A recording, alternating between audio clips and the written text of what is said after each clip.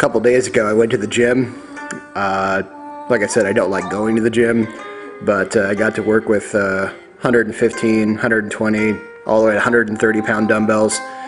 One hand snatches into one hand presses over your head. Awesome while you're doing it, but oh my god, 2 days later, oh, I hurt. Which is alright, it's given me time to rest. A lot of emails and a lot of messages, and I'm hoping, I hope I'm helping everyone out who has gotten to me. And if I haven't yet, I'm trying to get there. Doing this alone is, it sucks, but there's a purpose, so I'm not going to give it up. I want to talk solely about the issue of Christ versus Antichrist.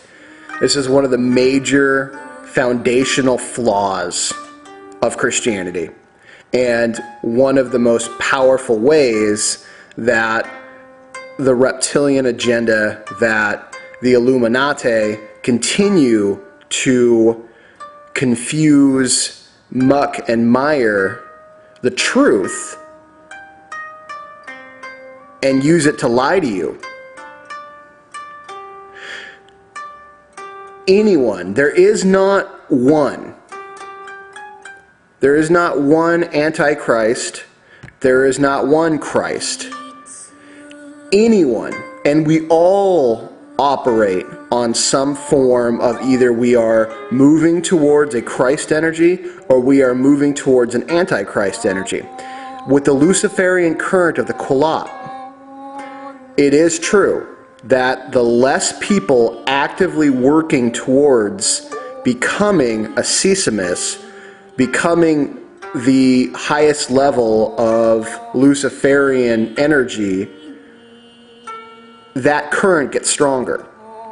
On the flip side, the more people who work within the structure of what could very easily be termed the Kabbalah, and there's many other names for it, but just for cohesion's sake, we're going to call it the Kabbalah, and work within the Christ energy, the more people who work within that current, the stronger it gets.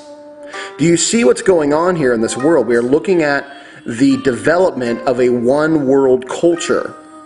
Way, way long ago, when these kings were sitting alone and these queens were sitting alone, going insane inside their own castles, raged with power, but inbred and cut off from society, those scaly visitors that came to them promised them power and did tell them the truth, but they were lied to as well. You see, when those kings and queens, who maybe had only 100,000 people underneath them, set out to become the sole owners of that Luciferian energy current, they then realized that there was a huge world population that had to be subjugated before they could become the sole owners of it. And so we've moved into warring countries, into consolidating unions. And if you look at the EU, which says it's only been around for what? They claim, you know, since the 90s, but it's actually been since the 50s. So they signed all those treaties and didn't let anyone know it till the 90s. The same thing has happened with the giant egregore called the North American Union Act. They're consolidating power so that at one point there truly could be a one-world Luciferian super priest. And all those around them would, I think, view that they would get some sort of recompense for helping develop this. They're sadly mistaken, but, you know, they're stupid with power. The great thing about moving towards the Christ energy is that anyone could do it, and you yourself could unleash your greatest inner hero and live a life of complete and total adventure, while at the same time being fully fulfilled and having a free market economy and living the truths of that magical document called the Constitution. I don't know why more people don't do that. Oh yeah, that's right, because they're taught that it's not possible. They're taught that only Jesus is going to do it. And that is such a horrible lie, such horrible venom that people are just sitting around waiting. You ever heard the term that soldiers sit on the morning of victory and then are lay wasted because of the actions of inaction. That's essentially what's happening here, is you could have potential victory almost overnight, but everyone is just like, well, Jesus is going to come and save me. No! No! No! Jesus is not coming. If Jesus did exist, he went and said, hey, follow me, look, I'll show you. And everyone just kind of sat around and said, he'll be back. Nah, you should have followed. And now is the time to follow. Now is the time. If you look at the Tree of Life, and I've shown glyphs of it, and you really should begin to memorize what it looks like, T'Pareth, the solar symbol, the solar sphere, sits in the middle of all the Kabbalic Tree of Life. Okay? It is the source energy. It is the sun. It is a good, decent, beneficial, glorious Elysium field of energy that you can connect with and learn whom your higher self is. You can become it. It's not a matter of, there's no secret ritual. For as many of the secret occult knowledge that I have, which, I give it away, pretty much. I give you gold, thank you, and gold is the energy of that T'Parthian energy, so, please use it. Honestly, really, it's just a process of figuring out who you are, which is hard, but you can do it, and most people have a good sense of who they are, and then you just suddenly start to become it. There's no point, really, in which you suddenly become the Christ energy. I mean, you just organically grow into it. And you realize that you are being virtuous, but not for the sake of being virtuous. You just are. And that is the Christ energy. But no, we have all this Christian bullshit saying, you're not worthy, you're sinful, you're a sinner, you're dirty, you're unclean. Humans are a grubby, dirty, organic, love it in the mud, do it in the dirt, sweat, blood, and tears kind of race. And the fact that we're somehow trying to remove ourselves from what is truly our base of operation is just absolute spiritual retardation. Retardation. When you're pitting this war against Christ versus Antichrist, what you're doing is you're sitting around and allowing this group to finally consolidate its one power. And then because you're taught it's going to happen anyways, you don't do anything about it. And when it happens, and it's too fucking late, what's probably going to happen is they're going to stage a war. And then that's going to lull you into this idea of, oh, Jesus is back. We're going to live in his one world kingdom.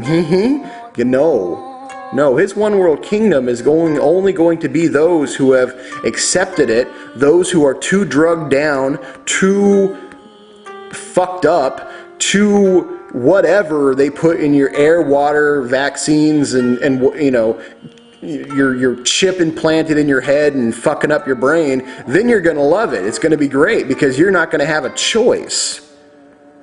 Now is the time. We are at a pivotal precipice moment where we're being led up. Humanity has been allowed to go this far. I'm shocked that people would riot over a fucking baseball game, but not their rights. Okay? San Francisco last night had riots because a fucking baseball team won. Who the fuck cares? Okay? But, the same people who rioted over a baseball game will bend over and spread their cheeks for the tyrannical cock, okay? It's like, love me some baseball, love me some tyrannical cock in the ass. Take away my freedoms, slap me and call me a bitch. Love it. Yeah, it's just, it's fantastic. So we're being led up to this precipice. And there's this giant void right there. And we're being told to jump. Now, it's all based on consent. Do you believe these people have the right to tell you to jump into the oblivion of pure slavery?